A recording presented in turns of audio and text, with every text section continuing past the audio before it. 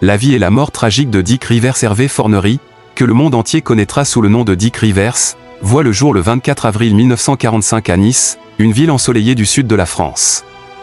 Son enfance est marquée par l'ambiance chaleureuse de la Méditerranée, mais aussi par une fascination précoce pour la musique.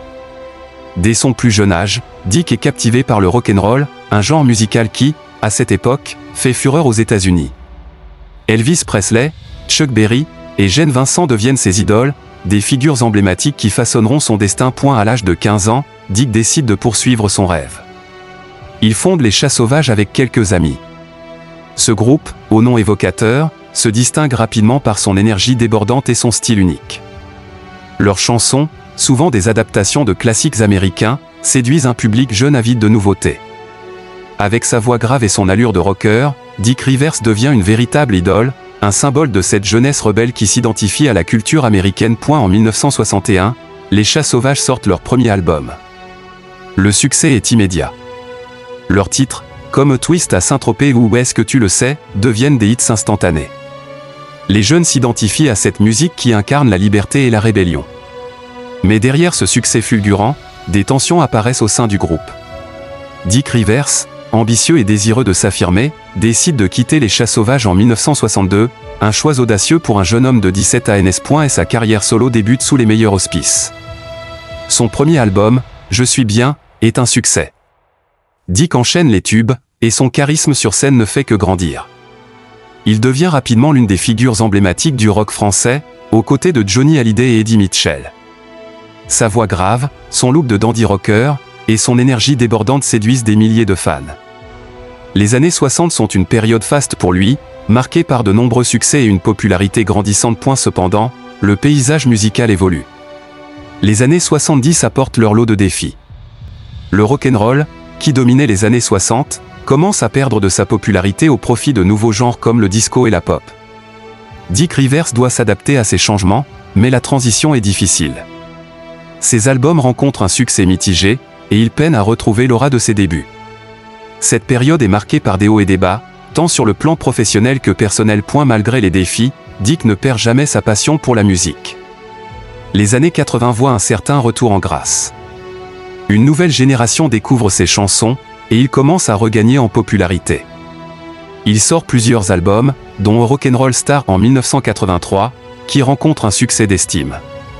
Sa détermination et sa résilience lui permettent de rester sur le devant de la scène, même si le succès commercial est moins éclatant que dans les années 60. Les années 90 marquent une période de réflexion pour Dick Rivers. Il continue à produire de la musique, mais se concentre également sur des projets personnels. Il publie son autobiographie, Nice by des Anges, en 1999, où il raconte son parcours, ses succès, mais aussi ses échecs.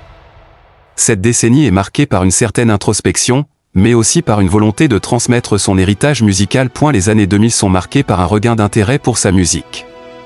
En 2006, il sort Dick Rivers chante Elvis, un album hommage à son idole de toujours. Cet album est bien accueilli, tant par la critique que par le public. Il enchaîne avec une tournée célébrant ses 50 ans de carrière, prouvant qu'il est toujours capable de captiver les foules. Sa voix, son énergie et son charisme restent intacts, même après des décennies sur scène. Malgré ses succès, la santé de Dick commence à décliner. En 2018, il est diagnostiqué avec un cancer. Fidèle à lui-même, il continue à travailler sur de nouveaux projets, refusant de se laisser abattre. Il reste actif, déterminé à profiter de chaque instant. Mais le 24 avril 2019, jour de son 74e anniversaire, Dick Rivers s'éteint, laissant derrière lui un immense vide dans le monde de la musique. Et la disparition de Dick Rivers marque la fin d'une époque. Il laisse un héritage immense, fait de chansons intemporelles et de souvenirs inoubliables. Sa contribution au rock français est indéniable, et ses chansons continuent à inspirer de nombreux artistes.